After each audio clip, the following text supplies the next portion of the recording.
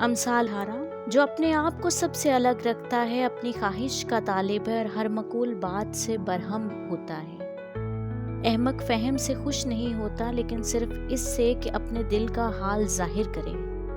شریر کے ساتھ حقارت آتی ہے اور رسوائی کے ساتھ اخانت۔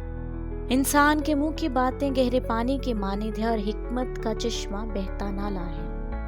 شریر کی طرفداری کرنا یا عدالت میں صادق سے بے انصافی کرنا خوب نہیں۔ احمق کے ہونٹ فتنہ انگیزی کرتے ہیں اور اس کا منہ تماچوں کے لیے پکارتا ہے۔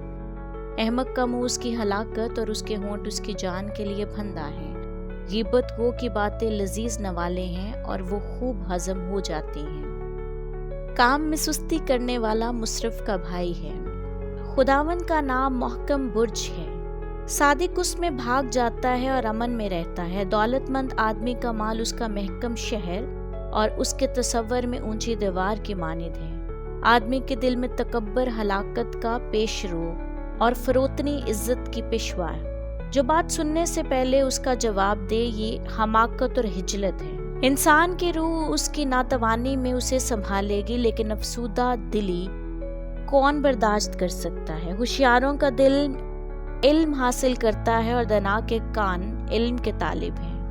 آدمی کا نذرانہ اس کے لیے جگہ کر لیتا ہے اور بڑے آدمیوں کے حضور اس کی رسائی کر دیتا ہے۔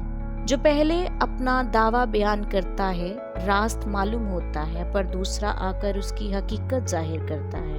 کرہ جھگڑوں کو موقوف کرتا ہے اور زبردستوں کے درمیان فیصلہ کر دیتا ہے۔ رنجیدہ بھائی کو راضی کرنا محکم شہر لے لینے سے زیادہ مشکل ہے۔ جھگڑے کلا کے بینڈوں کی مانند ہیں۔ آدمی کا پیٹ اس کے منہ کے پھل سے بھرتا ہے اور وہ اپنے لبوں کی پیداوار سے سیر ہوتا ہے۔ موت اور زندگی زبان کے قابو میں ہیں اور اسے دوست رکھتے ہیں اور اس کا پھل کھاتے ہیں۔